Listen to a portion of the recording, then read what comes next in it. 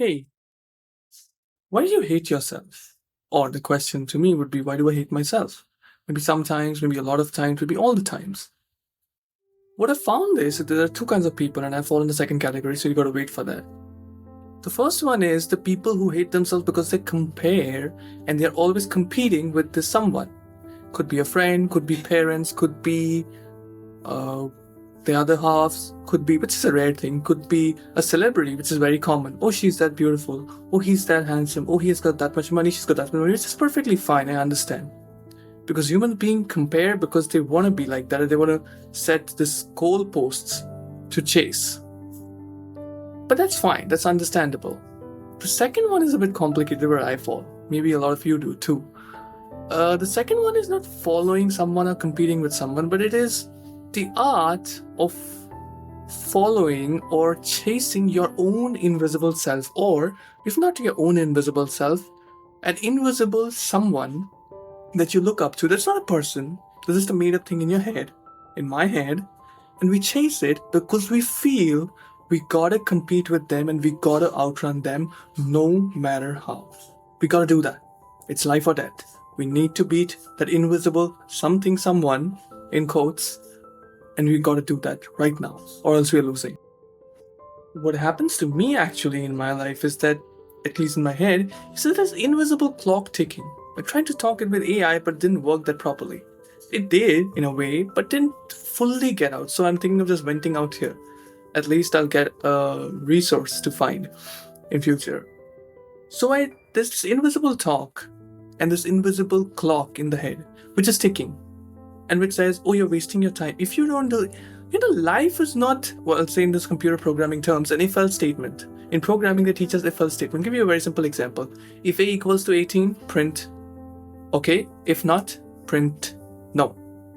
Life is not that. Life is not black and white. Life is not up and down. It could be in the middle. It could be gray. It could be, I don't know, elif statement, if that means something in between if and else.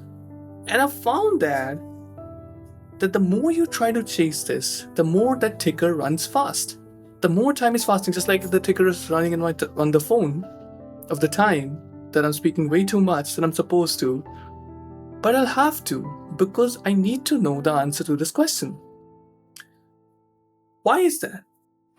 Now, you see, that's a big issue here, because in the words of Matthew McConaughey, an American actor, no matter how much you do and how much you work and how much you chase, the person, the invisible you in his case, is always a few years or a few steps ahead. It's basically like a math equation. Let me give you a simple math equation. I know a lot of you're not a big fan of math. A lot actually is a huge chunk, but that's okay. It'll be easy. So imagine you're X. No, not your X. Imagine you are X, just the X letter. And your future self, or this invisible self that you are chasing, that I'm chasing, is X plus 1. No matter what the value of X is going to be, that's simple mathematics. No matter what the value of X is going to be, X plus 1 will always be bigger because there's plus 1. So even if its X is like 10 trillion, 500 billion, some random figure, X plus 1 will always be higher because it's plus 1. So what's the point? What is the value of doing that? What is the value of hating yourself when that thing is always going to be ahead of you? I don't know. I don't have a solution here. A mortal human being here talking. And I think that is what the point of people and their lives is who fall in category 2. People like you and me. And that is what I think we should discover. And there's this clock which says you're not good enough, time is ticking, you're wasting your time, maybe you'll live a bad, dumb life, maybe you'll waste this life and the best opportunity that you've got in this world. But then again, when you do something, not gonna lie, at least to me, at least with me, it says good things as well. And it says things like, oh, you have the potential, oh, you can do it, only you can do it, this thing in your life, and you can choreograph it and build it.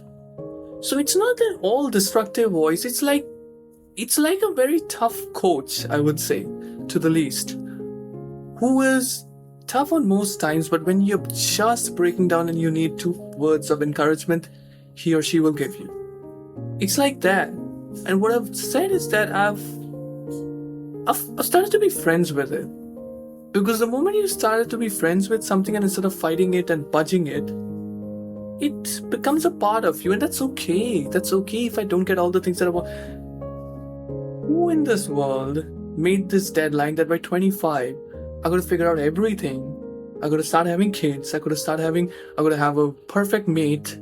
I gotta have the perfect money I need. I don't know, a few million or maybe a billion, whatever your needs are. Who made that deadline? Well, yes, I can have all of that. Why not? There are people having it. I can have it, maybe, I don't know. But why make a deadline that 99.9999% of people are not gonna achieve? Not. That's a simple fact. Including myself, maybe. I don't know. Including myself. Very well, it could be. Why make such a deadline? Just be yourself.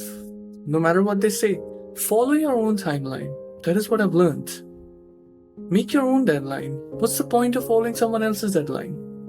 Because it's your life at the end of the day. You make the rules.